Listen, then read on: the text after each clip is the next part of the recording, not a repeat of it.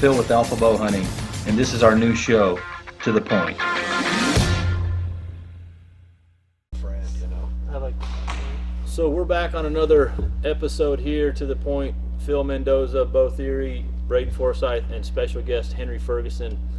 If you didn't check out the last episode, Henry, check it out. We talk a lot of mule deer hunting. Henry gives us some of his The secret info and sauce, so to knowledge.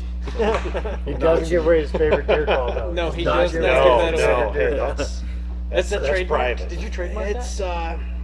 It's in the process. Oh, okay. It's in the Sure. process. Now, when I say it's in the process, I mean no. No, you didn't do anything. So, Henry, come in.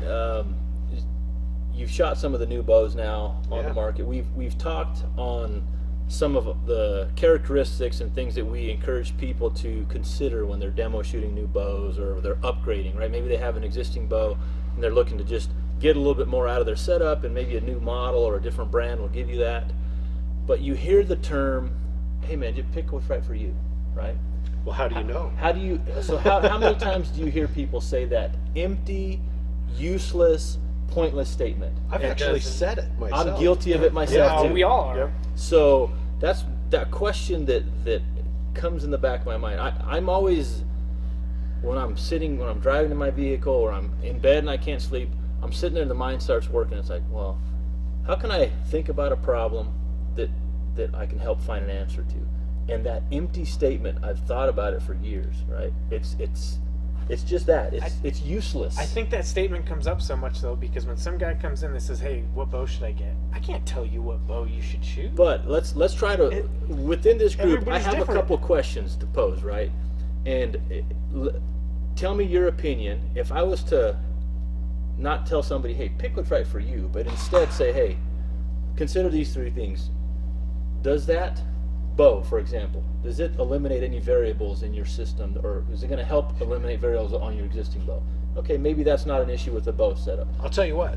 That's a great point though, because you look at, let's say you're shooting a bow that's maybe 8 to 10 years old, and that bow versus a bow now. In fact, we just had a discussion about this yesterday on social media. A guy said, "Hey, I haven't really been involved in archery in a while, but it sure seems like things have leveled off." Sure. And I said, yeah, I think that's an accurate statement. The performance perhaps has leveled off, Sure. but the shooting experience Has not. has really enhanced. Yeah. And so, in my opinion, if you take that 8 to 10-year-old bow and you put it up against a bow that's same specs, same draw weight, same draw length, and you put that thing in a shooter's hands, when they draw that back, it's going to be pretty hard to wipe the smile off their face. So that kind of leads to my next question with trying to help answer this or fill this empty statement, right? Okay.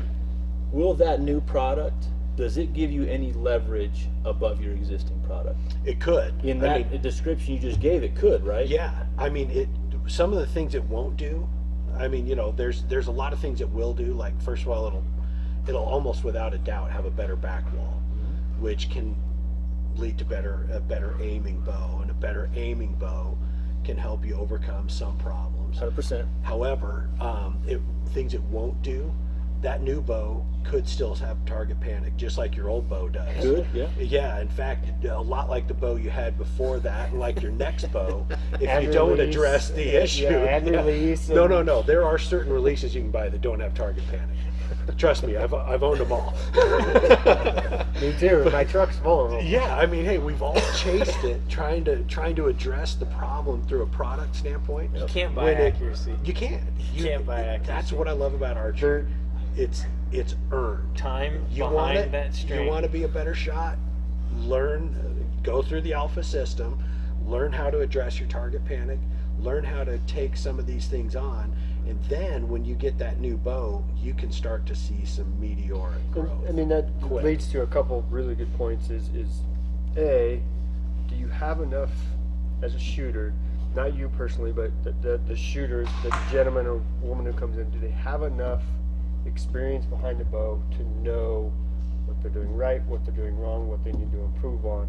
So the bow, is that really the factor, right? Is that the variable? variable, Is that the right? thing that really needs to be addressed? Yeah. But the other thing is what I would call somewhat the placebo effect is we get that new bow and we're like, oh, you know, it draws better, it's got a Yep. better back wall. It's more fun to shoot. I'm going to shoot it more and I'm going to practice more. That's the money. That's the thing. So That's that, called the new bow honeymoon. yeah. that And okay. it But is if a wonderful thing. what if that new bow honeymoon? Because like you said, Henry, the newer bow gives you that more pleasurable experience. It does, yeah.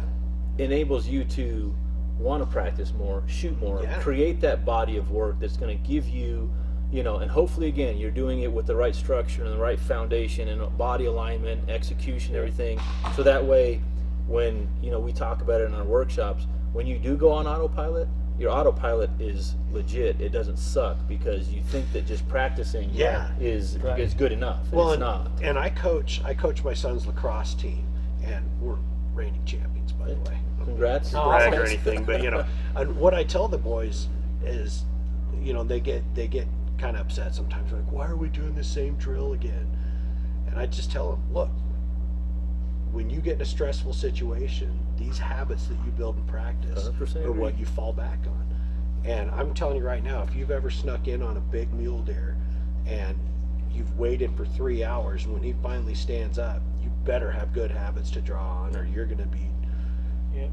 watching that pin dance all over that thing when it should be sitting solid. I agree 100%, man, and that's you know, so that great kind of addition and supplementation to the description of what we're talking about. So what other question would you guys add to that? So if you're trying to help somebody answer that question, right? Again, I started with does it help you eliminate variables? Does it give you any leverage up on what you have existing? What's another question that can help fill that? One thing that I always revert back to is when I first started shooting a bow, I went in blind, I had no idea, and what I started to develop is I picked one thing on the bows I shot and picked that thing as my go no go, and it was the grip, and it still is to this day. Yep. How there's a specific grip type that I like on a bow. There's bows I don't like to shoot because I don't like how the grip feels, and there's bows that I love to shoot because how the grip feels. Now I've advanced to understand draw cycles and cam systems and that kind of thing, so I include that more. But when I was first starting, my first 4 or 5 bows, it was all about the grip. I didn't care how the bow shot. but I the didn't care grip's how the bow crucial, shot. bro. The grip Right, is still it's your number crucial, one, Right. though. That Yeah. was, it's still Yeah. my number one. If there's a bow that I've shot and they didn't change anything on it, but they changed the grip this next year and the grip was terrible. A perfect example of that was Bowtech a while back. I wouldn't shoot them because it just couldn't. You touch that bow and I'm like, no, I don't like it. Your hand couldn't find a home. Well, here's the thing. So Yeah, I exactly. pick one thing Exactly. that That's grip's a critical one. That's how I always explain it to people. Like when you pick up that bow, and we talked about this a little bit on a other episode. Your hand is the first and last thing to Yep. give your arrow direction before That you is even the pull the bow back. interface right there. Exactly. That is the So interface. when I talk to somebody, I'm like, hey, how does that grip feel? And they're like, oh, it feels good. I'm like, well, does your hand feel like it has a home? Right. Because as soon as you touch that grip, your hand should immediately go to the position that is most comfortable, and hopefully that's the ideal position to hold the bow to minimize torque. Totally But agree with if that bow does not feel comfortable in your hand, and you're drawing the bow back and you're adjusting your hand at full draw, you're just adding a variable Draw in there cycle that just doesn't matter at that point. The No. shot Nothing doesn't matters. matter. Nothing Yeah. matters. Nope. Yeah, because accuracy just isn't going to happen. exactly. No, great point. So anything else you might add to the whole filling the empty statement, Bo? Anything you can think of? Well, when it comes to buying a new bow, just picking something out. Any product in general. Any too. product in general. Anything. I usually like to ask, when somebody comes into me and they want to know, hey, this, I want to pick up a new bow. What do you suggest? My number one question to them is, what are you going to do with it? Sure. Okay. Are you going to What hunt do you with get it? out of it? Yeah. Are you going to hunt with it? And if you are, what are you hunting? What's your hunting style? What kind of terrain? That does matter. Absolutely. Because for guys that say hunt out of a tree stand or a ground blind, a shorter bow might suit Right. them better. It might be just fine, yeah. Exactly. If they're spotting and stalking, taking longer shots, they might want a longer axle bow for the overall stability. So one thing, if you're looking at getting a new bow, new sight, stabilizer, no matter what it is, what are you doing with it? Okay, and what are your possible scenarios? And is that item going to lend itself well for just ease of use? Consistency, forgiveness. Everything. Yep. Because if you look at it, and I'm gonna, say pick a particular site, and I'm gonna kind of rag on Henry a little bit here because Go he's for a it. single pin guy. Okay. Absolutely. And I've hunted with a single pin, but I'll tell you right now, I've all hunted the a cool lot. kids do. Yeah. I've hunted a lot of different situations myself personally where I'd get into something that's, fairly thick, or the animal that I'm gonna hunt, he's gonna buzz me, I guarantee it. The animal that I'm gonna possibly hunt gonna happen. is moving constantly. I don't want to have to dial that sight all the time. Now, if you practice with that system and it works well for you, rock on, use it. Henry uses it, awfully successful with it, and I'm most comfortable with it. and you know That's what? it boils down to. There's nothing wrong with that. But like I said, what are you gonna use? What are you doing with it? And what are you hunting? What's your style of hunting? Is it going to lend itself well to that kind of use? Henry, you got anything else to throw in the bucket there? You know what? A couple of years ago, I switched bow brands, and I took the advice that I've given hundreds of people before that, and I went and shot every single bow I could get my I hands remember. on. Literally, I went to every shop in town because I wanted to shoot Yeah, I every remember that. brand We talked about that extensively. possible. Yeah, and I came back and I ultimately bought that Prime Synergy from you guys, but literally the right bow will pick you, but Yeah. you do have to shoot a few of them to be able to kind of build that kind of database of what you do and don't like. And like you said, Braden, I mean, the grip, man, that's a huge part of it for me. But the draw cycle, I've got a little bit of a bad shoulder. I've got a partially torn rotator cuff, so I've got to have something that draws pretty smooth. We have glue downstairs, if you wanna try I've that. actually tried it. Oh. There's actually a little bit of duct tape and some baling wire on there right now. Gorilla You got a tape or 16th, just straight duct tape? No, this You is need to old go duct heavy tape. duty. Well, it's been there for a Latino while. too, right there. So yeah, our go-to. it worked out. It's worked out all right. But yeah, you just have to get out there and shoot bows. So you would say To that choose the them. easiest way to explain that though is a bow, one particular bow will speak to you. Absolutely, and it did. I mean, I'm not kidding you. I shot, I believe it was 9 different brands of bows, the flagship model from 9 different companies, and I mean, there's probably 3 of the bows that I could have been more than happy with, but there was one that, it turned into a 1A. It turned into 1, and then there was like 1A, 1B, 1C, which I felt were all interchangeable, but there was one that just stood out to me. And I mean, if you go shoot enough bows, I guarantee you There'll be one. there'll be one of them that just Well, stands and out. it's not only just shooting a bunch of bows, it's shooting a bunch of bows and going back and shooting those bows again after you And shot I did. You know what I mean? I did. I think I it's drove a pretty lot of tedious people It's a crazy. tedious, time-consuming process. But you at have the to same know. time, if you're going to spend your- that kind of money on a bow, Do yourself a favor. Do yourself a favor and, Yep. and do. Well, and let's right face the it, first they're time. not getting any less expensive either. I mean, this is not a small purchase. It's No. It's definitely an investment. it is, but if you get a good bow, it's something that should last you several years, and you should Absolutely. be more than happy with it for a while. So to kind of sum things up then with this topic and this question of, hey, what works for you, or trying to figure that out. There's the measurables that can give you the data, like performance, speed, mass weight of a bow, those type of deals. Leverage, is it going to be better? Is that product going to make you a better shooter, more consistent, whatever the case is?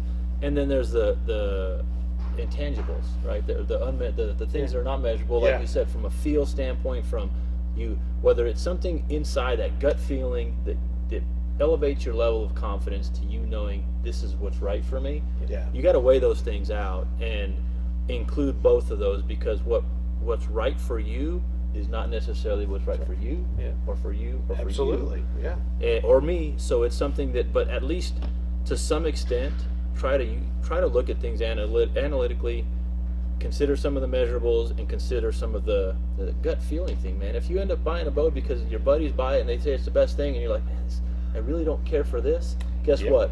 When that high pressure situation happens, or something happens, that tournament or something, you're going to go back and you're going to find something to blame it on. And if you didn't weed that out in the investigation process, Yep. it's going to show it's going to rear its head somewhere.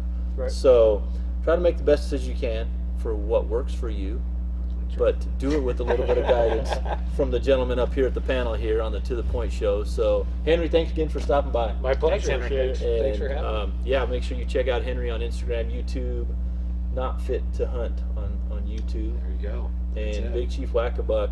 On the Insta game.